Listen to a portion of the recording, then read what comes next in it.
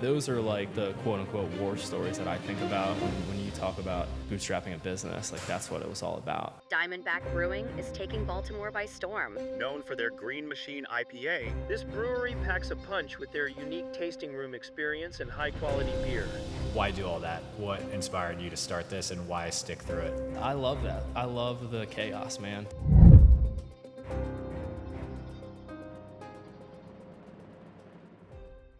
Tom, welcome to the podcast. Thank you for having me. Welcome to the new Diamondback. Yeah, so I guess just to kick things off, can you just tell us a little bit about who you are and what you do? Sure. So I'm Tom. I'm the co-founder of Diamondback, and I do a little bit of everything nowadays. Used to brew. Now I kind of run the business day to day. I've been overseeing this new project I've been working on for a while, so I wear a lot of hats. Nice. So yeah, we're sitting in the new location for Diamondback. We are. So this is opening, you said in the next week or coming weeks. Crossing my fingers. Hopefully October 8th is what we're October shooting 8th. for. Cool. Everything goes well. So what inspired the need for a new location? Is it, did you just see an opportunity? Was there a need for expansion? Like, what's kind of the thought process behind why you wanted to open up a second location? So we've been looking at the market for a while, the beer market that is, and for the past few years we were really trying to push distribution, and it's a really challenging and competitive industry to be in. You'll see a lot of new seltzer companies, a lot of new wine companies, a lot of new cider companies, a lot of new companies. Yeah. And there's increasingly fewer and fewer shelves for the product to be on. Yep. And so I'm always looking long-term with the business. That's just who I am. And it was really hard for me to see a long, easy future in the distribution model. And coming out of 2020, we were seeing a pretty good spike in our retail sales at the tap room. And we sort of made the conscious decision to lean pretty hard into that side of the business. And I would never say pull out of the distribution game, because we love having our product in bars and restaurants and on shelves, but it just made sense to add a second location. We just saw good demand for it. A lot of people that supported us in our early days in Locust Point now live up here. There's not a ton of breweries in this area, and we just wanted to kind of come back here where I grew up in Timonium to try and create a cool concept that would help out the neighborhood, help out the local business, and really drive people here. Nice. Yeah, I know one of the things that I noticed with the Locust Point location is that you guys crush the event side of things. Yes. I feel like every time I've been there, there's always like a corporate event or like a networking event. So, I'd imagine it's a slightly different strategy around here, or are you kind of taking a similar approach? Like, have you thought about, how you're gonna bring in a crowd based on the new location's demands versus, kind of, let's say you're in Locust Point where there's a lot of businesses around and like networking events are easy to get. Sure. Is it kind of a different approach here, or do you feel like it's going to end up being kind of similar? It's hard to say. To be honest with you, we are doing like a no events policy for the first couple months just to feel out how the business exists for what we want it to be. But we go with the flow. If we start getting a ton of inquiries for events, we'll lean into it for sure. I don't know. I wouldn't say we have a different business model for how we want to approach the event side of things in terms of corporate events, happy hours, things like that. I think the interesting thing for us is going to be how do we do the bigger events that we try and drive people here for. We have our Greener Fest in Locust Point, which is essentially a glorified anniversary party for us nowadays. We have Stein Day, which is our Lager Fest. So we have these sort of established events that are really easy for people to just walk from the neighborhood and come over and have a few beers. And you don't need to drive anywhere. You just walk home. Yep. And so it's sort of how does that model translate to a little bit more of a suburban location like this? It's hard to say, but having grown up in this area and having come back here many, many times to meet up with friends or grab a drink with like a coworker or something, there's not a lot of places to go. And so I think there's a serious demand for more activation for people. Say, hey, I want to pop out on a Saturday, head over to the brewery, and just have a couple beers, bring the kids, relax, get some food, and get out of there. Yep. It's not as easy as it sounds on paper. And if you're going to do that now, you got to go to the farm breweries, you got to drive 20, 30 minutes out into a little bit more of a rural area. Yep. Nothing wrong with that. It's always fun for a Saturday trip, but I think we want to be more of that kind of day-to-day, week-to-week spot that is very accessible. People can just pop in and have a good time. Yeah, makes sense. Makes Yep. sense. Yeah, I mean, I can tell you, like, living in the area, there's nothing like it around here. Yeah. And yeah, I'm super pumped for you guys to open because I feel like you're going to crush it. You're kind of the only game in town as far as breweries go, like within this little area. And yeah, what I like about this spot is, you have a lot of parking lot space to kind of expand into. Like we were at another brewery's event just this week. They had an Oktoberfest and everybody was like hanging out in the parking lot and like, there's a food truck there. It was a cool vibe. So I feel like there's a big opportunity to do those types of events here. I think so. And it was exactly, what you said. It was like parents with their kids, kind of cool thing to do on a weekend. Most of the people lived in the area. And that's just not, there's nothing like that around here. So I feel like that's a big opportunity. One of the things that is cool about this space too is you guys are sharing it with a coffee business. We are. Yep. So can you tell me a little bit about that and kind of like how that is going to work and why you decided to jump into that partnership? Yeah. So the coffee company is Abilene Farms Coffee Roasters, and I've known Corey, the founder, for a long, long time. We went to elementary school together, actually. Went to middle school, high school, and then we kind of linked back up. He lived in San Diego for a while and moved back here, and he kind of fell in love with that West Coast cafe, coffee roastery environment. And seeing his journey, he has a cafe in Towson now. It sort of mirrored what we did. It was kind of just a grassroots, bootstrap budget business. Yep. But it was really built on a quality product, being his coffee. And it really resonated with what we try and do, which is really have high quality product first and foremost and let everything else kind of fall around it. But the idea was he was sort of looking to expand and have this roastery / cafe concept, and I knew we were looking to do the brewery thing, and there's a lot of parallels between the two businesses. It's manufacturing first and it's retail second. Yep. And the business models just kind of jive together, and it sort of kind of goes along with this idea of just bringing something to this area. There's not a lot of local coffee shops. You have tons of Starbucks, you got tons of Dunkins. Yep.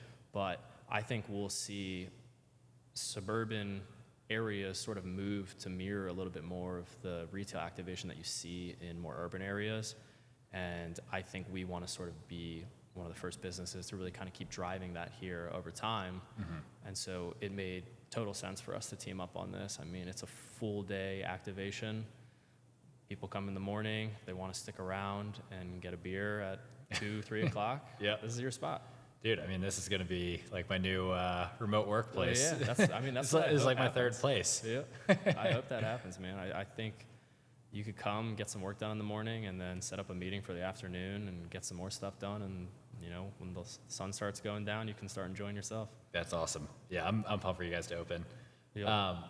So, one of the things that I want to dive into is, every entrepreneur, not just brewery owners or winery owners or distillery owners, but every entrepreneur, after having been in business for a couple of years, like you guys have, I think you opened in 2015, right? So we started the company in 2014. 2014, okay. Very basic business, I'll tell you back then. Okay, so you've grown a lot since 2014. You started it in 2014, and every entrepreneur who has been in business that long has a couple war stories to share. Oh, sure. So, what are some of those stories for you? What are some of the challenges that you've had to overcome scaling up your brewery, and how'd you overcome them?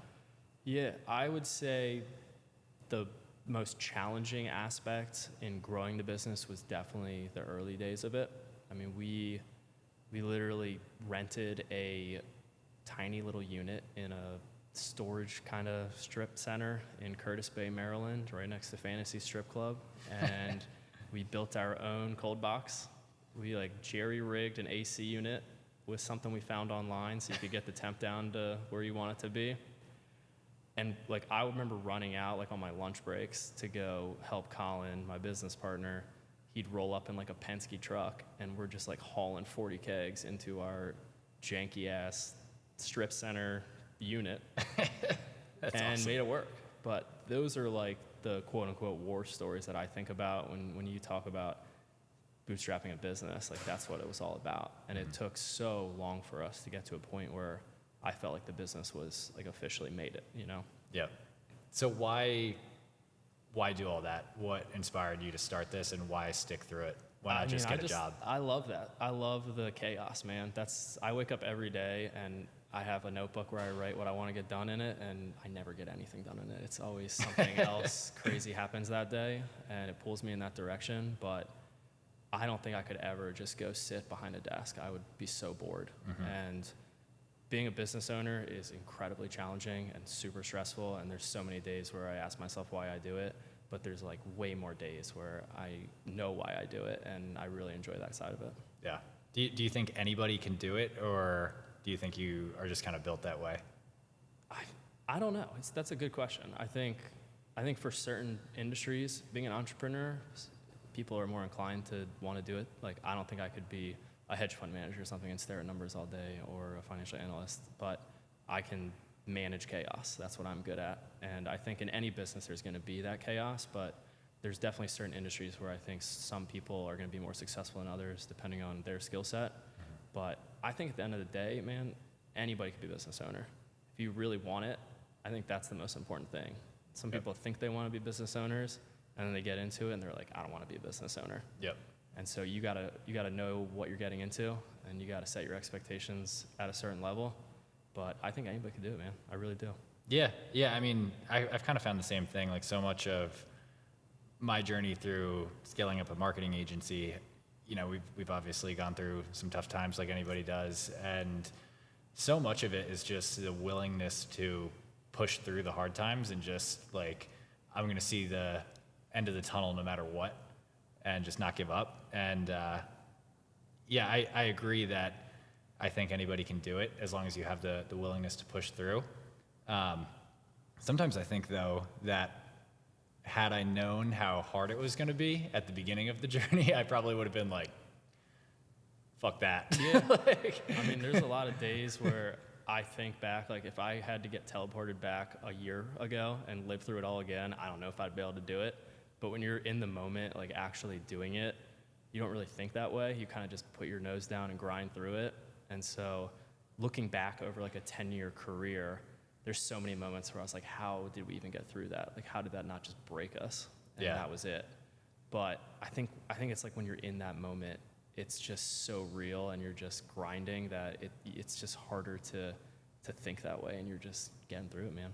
What were some of those moments where you look back and you're like, how did this not break us? I mean, the pandemic for sure. Like, that was brutal, man. I was delivering pizzas like all over the state. And you guys were established at that point. We were. I mean, we had been around that was 2020, so we'd been around like 4 years in retail. But there were so many days where I would just show up to work and I'm just sitting there waiting for a pizza delivery to come in and just staring at the wall, asking what I'm doing with my life. But that's like another test of patience almost, more so than the grind itself. But I think that just speaks to the many different ways you get tried as a business owner. It's not always just overwhelming. Some days it's, I don't know an answer to the problem, and I just have to kind of let it come to me some ways. Yeah. Do you feel like you're better off for it now? Are you grateful that you went through that experience? I mean, it definitely made me more resilient in a lot of ways. It maybe took a couple of years off my life, so in that regard, I don't love it, but it definitely made all of us as a team stronger and more resilient, I think, and a lot of the people that were with us back then are with us today, which is cool. And I probably would not change anything if I could. I would leave it. Nice. Yeah. So looking at, your team, you mentioned that a lot of the people that went through the pandemic with you are still with you today. And, I know employee turnover is a big thing in the brewery, distillery, winery space. So what are some of the things that you found to be effective to manage a team, lead a team, and retain good people on your team? Yeah, I would say like employee management is by far the most challenging thing you'll ever experience as a business owner. Making sure you have the right people in place and just finding those people is really, really challenging. And you can find the right person for a job, but it's even more challenging to keep that person in that role. And for me, I really like empowering my team to step up and take ownership of what they're doing. I don't like to micromanage. I like to just set clear expectations. And if somebody is the right person for that job, I'll know pretty quickly if they can meet those expectations.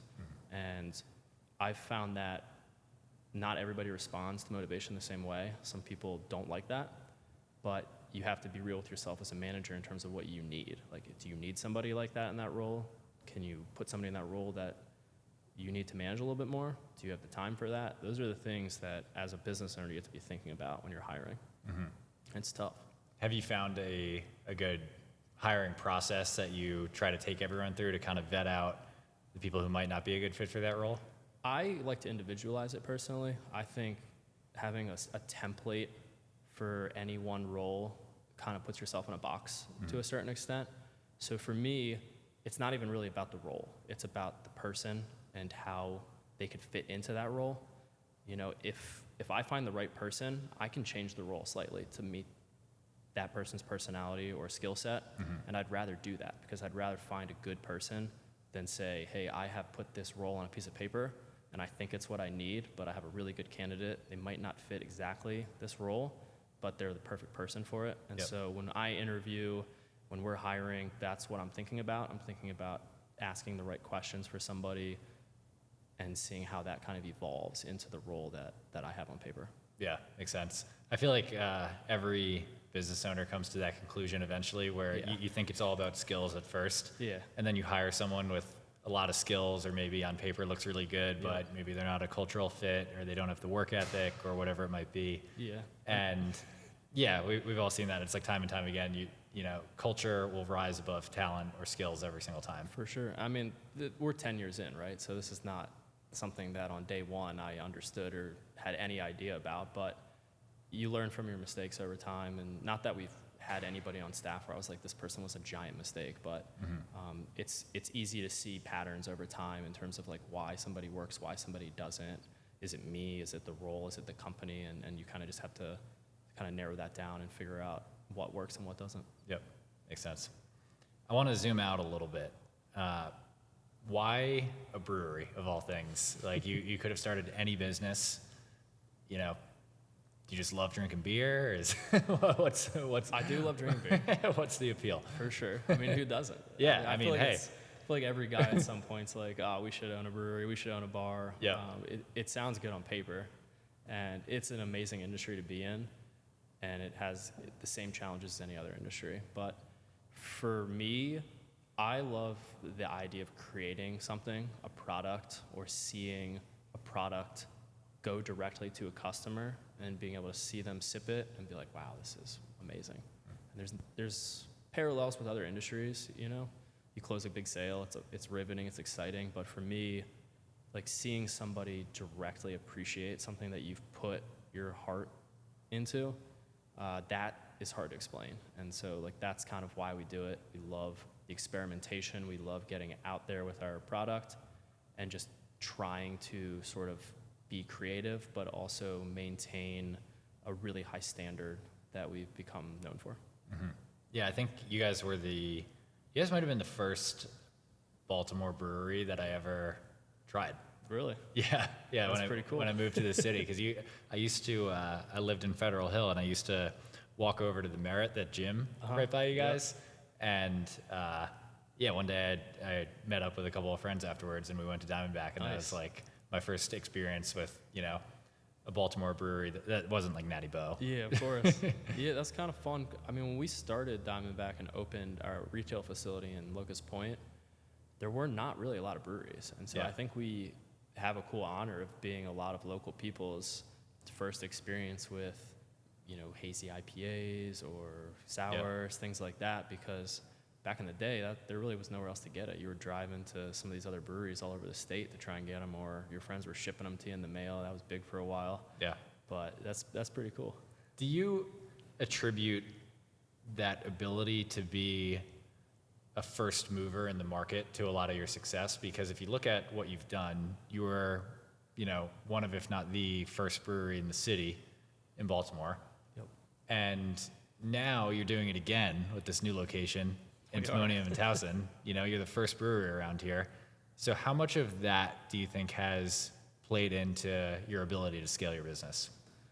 I think it was huge then. I don't know how different it will be now, but back then, there were not very readily accessible hazy IPAs, and we came to market with Green Machine. I think if we were to take Green Machine and bring it to market now as a new product, it'd be incredibly challenging, way harder than it was back then. And so I don't want to discount any of the effort that any of us put into it, but it never hurts, right? Being first to market's always a huge win and a huge advantage, but you also have to capitalize off of that. You have to know that you have a unique advantage and make sure you can scale appropriately to take advantage of that before other people come to the market. Yep. So what were some of the ways back then that you were able to capitalize on that? Like, what are the specific strategies that you guys used to scale up distribution and scale up brand awareness and get more people into the tasting room on a regular basis?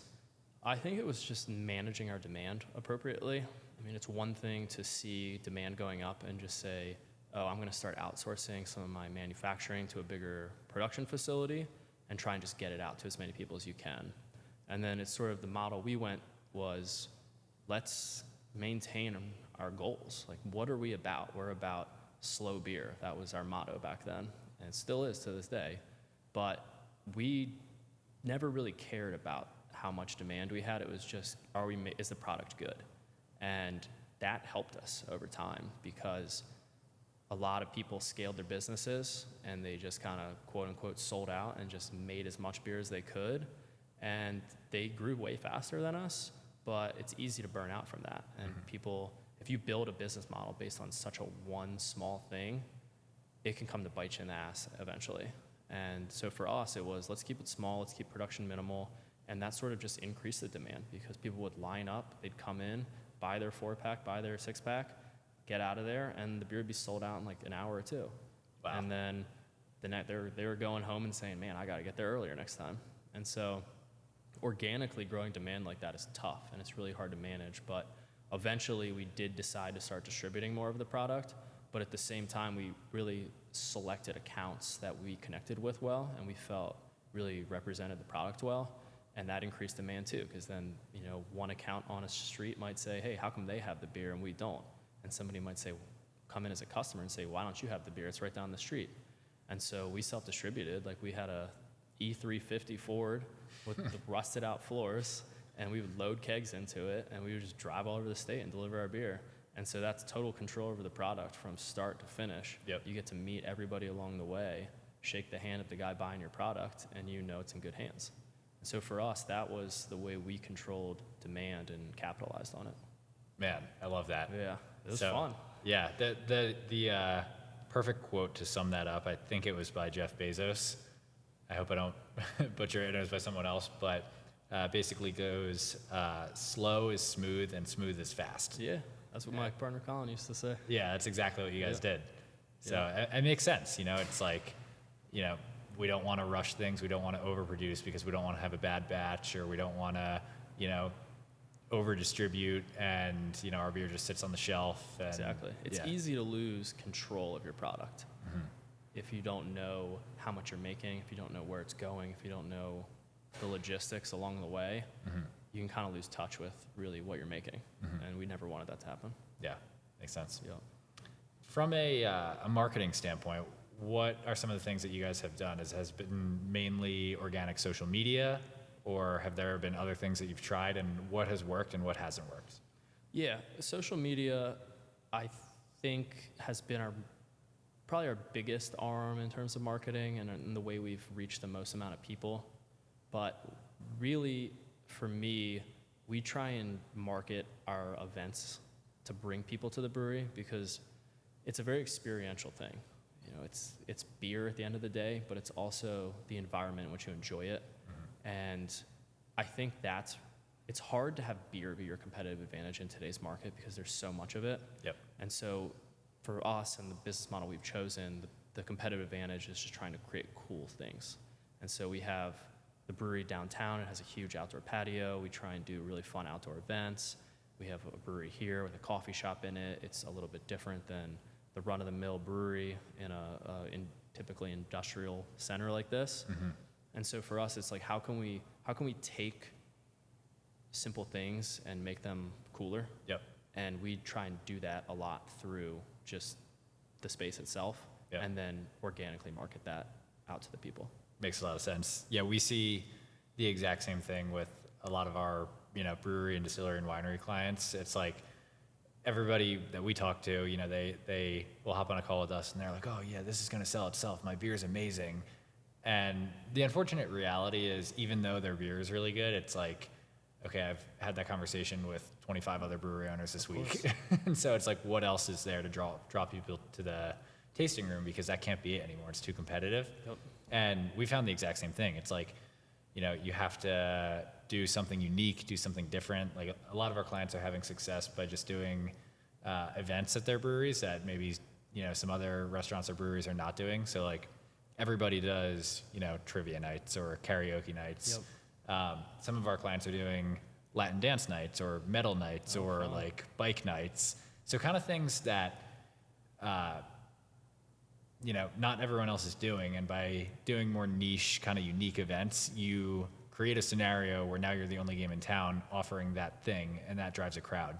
Yeah, of course. I mean, we just did an event recently that was very surprisingly hugely successful for us, was our Brewbiku event. And so that's a homebrew competition and a barbecue competition. Oh, nice. Everybody That's loves awesome. beer, everybody loves barbecue, but it's like a fun way to activate the local area because, you got your guy that loves smoking brisket or whatever, loves making wings. Yep. He can come have fun at the brewery, show off his product, and get to try our beer, our pizza, and everybody else who's brewing beer. Yep. And so I think finding ways to really connect with your end consumer through stuff like that, it's hard to get right, but when you do, we just love leaning into it. And so now it's like an annual tradition we do every year, and it's basically doubled in attendance from last year to this year. Nice. And just those are the ways that we've found most success in terms of having our biggest organic reach rather than trying to force it through paid advertisement and marketing. Yep. It seems to work a little better for us. Makes sense. Yeah. I mean, we basically tell people, if you're going to get into paid advertising or email marketing, I think everybody should be doing email marketing, but paid advertising specifically, paid advertising will not fix your problems if you don't have a good tasting room experience, if it's not a good customer experience, you don't have good beer, you're not doing cool events.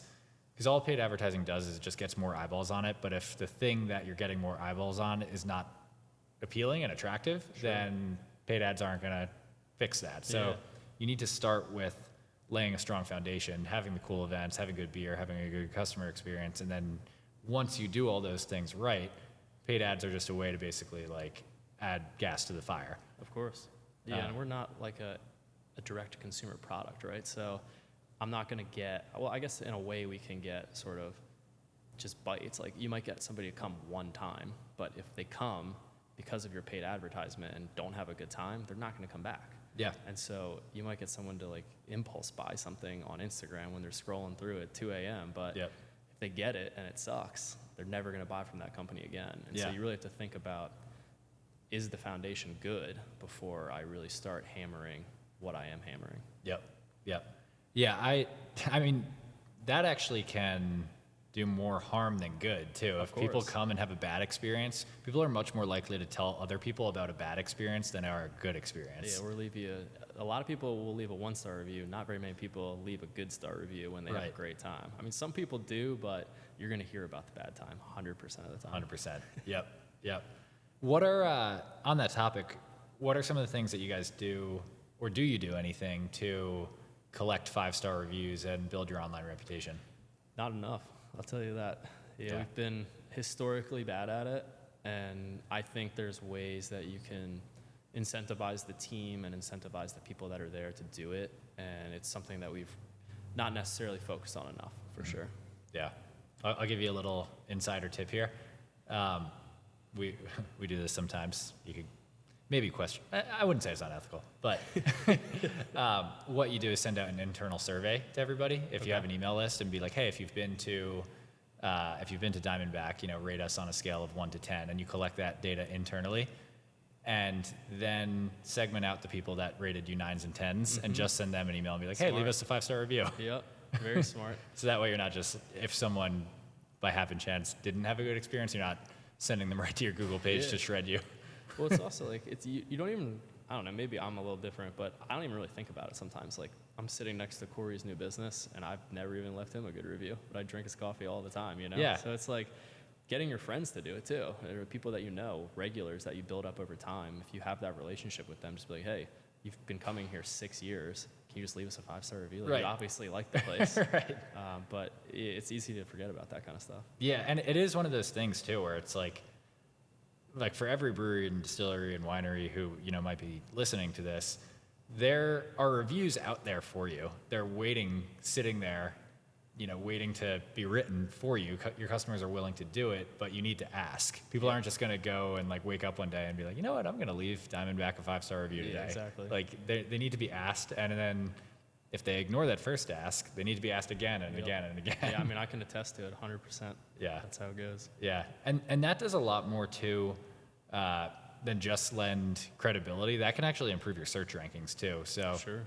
if you look at if you type in Baltimore breweries or New York breweries or whatever, most of the time the brewery that shows up at the top of the Google business rankings is going to be the one with the most 5-star reviews. Wow. Okay. So it's kind of like a two-pronged approach. It's like people are more likely to visit you when they find you if you have a lot of reviews, but people are more likely to find you in the first place if you have a lot of reviews. Yeah, or not want to come if they see, hey, this guy has a 3.8 review on Google. It's way lower than the average for breweries. Something must be off there. Right. Maybe they'll just skip over it. Yeah. Man. Well, I guess, we've talked about a lot today. I do want to wrap up on a positive note, Sure. because I feel like I dug into the challenges and obstacles of scaling up a brewery. That's the fun stuff to talk about. So, to wrap up on a positive note, what's your favorite thing about running a brewery? Oh, man. Favorite thing, I think, for me is really kind of seeing everybody's work come to a head. When you have a business like this and so many other businesses, it's really easy to forget about what every one individual does. We have a production team, we have a taproom team, we have a kitchen team, we have an operations team, and then you have whatever the hell I do. And it's easy to get lost in the mix of, man, I maybe dropped the ball this week, or I've done really good this week. But seeing the business cycle flow, where production team's crushing it and they're making product, the sales team's selling it, the taproom team's getting us 5-star reviews, the kitchen team's selling 200 pizzas on a weekend. Those moments when everything flows perfectly, that's when I'm like, man, this is the best thing in the world. That doesn't happen all the time, obviously, and the psycho I am, I kind of love it when it's chaotic because I can fix it. But those are the moments as a business owner that I love the most, for sure.